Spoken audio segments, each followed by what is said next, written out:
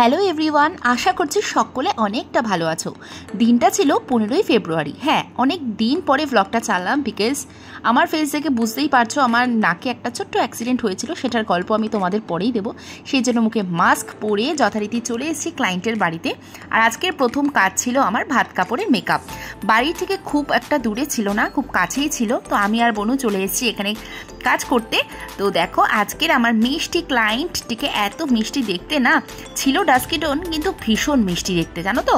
আর এইখানে ওদের বাড়ি থেকে আমাদের দিয়ে দিয়েছিল একটু মিষ্টি। আর আগের দিন না ওর ননদকেও আমি সাজিয়েছিলাম, সেটার আর ভিডিও আমি করিনি। যাই হোক, এই হচ্ছে আমাদের মিষ্টি ক্লায়েন্ট, যাকে কিনা এত সুন্দর মানে লাগছে সামনে থেকে, আমার তো দারুণ লেগেছিল। মেয়েটি ভীষণ মিষ্টি ছিল।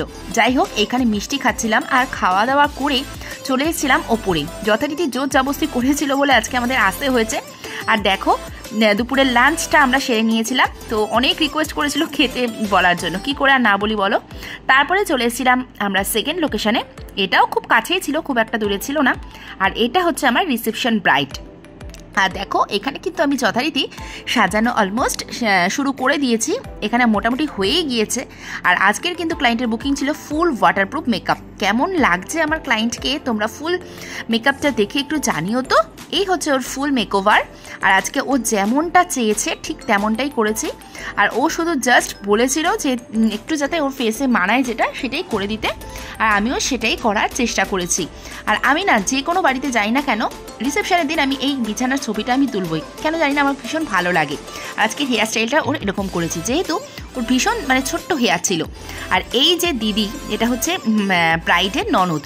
দিদি তো ভীষণ ভালো, প্রথম কাজ করছি, বোঝাই যাচ্ছে না যে আমাদের মধ্যে এত ভালো ভালো কনভারসেশন হয়েছে, এত ভালো। দিদি ভীষণ ফ্র্যাঙ্ক, সত্যি বলতে প্রথমে দেখে বুঝতেই পারিনি আমরা যে এত ফ্র্যাঙ্ক হয়ে যাব। আর এই দেখো, এই হচ্ছে দিদির ফাইনাল লুক। দিদিও বলেছিল বোন তুমি তোমার মতন করে করো, আমরাও সেটাই চেষ্টা করেছি।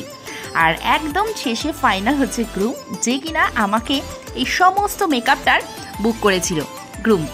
যাই হোক, এখানে দেখো ও আমাকে বলেছিল আমাকে একটুখানি সাজিয়ে দিতে হালকা করে, তাই আমিও হালকা হালকা করে যাই করছি না কেন একটু অল্প অল্প করেই দিচ্ছিলাম। কেমন লাগছে তোমরা কিন্তু অবশ্যই জানাবে। আর ও কিন্তু ভীষণ ভয় পাচ্ছিল, ভেবেছে কী করে দেবো, এটা নিয়ে একটা ভীষণ কনফিউশন ছিল। আর দেখো এখানে কিন্তু হেয়ার স্প্রে দিয়ে একটু সেট করে দিচ্ছিলাম হালকা করে। তো কেমন লাগছে তোমরা কিন্তু অবশ্যই জানাবে। কাজ শেষে বাড়ি চলে এসেছি, মানে মাসির বাড়িতে এসেছিলাম একটু। বনু দিয়ে দিয়েছিল ছোট্ট একটা খাওয়ার জিনিস।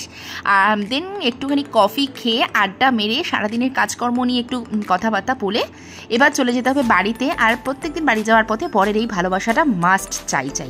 যাই হোক, আজকে দিনটা কিন্তু দারুণ গেল। আর বাড়ি যাওয়ার সময় সারাদিন কি কি করলাম না করলাম, পরের দিনের প্ল্যান, এই সমস্ত কথা বলতে বলতে না আমরা বাড়ি যাচ্ছিলাম। আজকের দিনটা কিন্তু বেশ দারুণ কাটলো। দেখা হচ্ছে অন্য কোনো ভিডিওতে, ততক্ষণ ভালো থেকো, টাটা।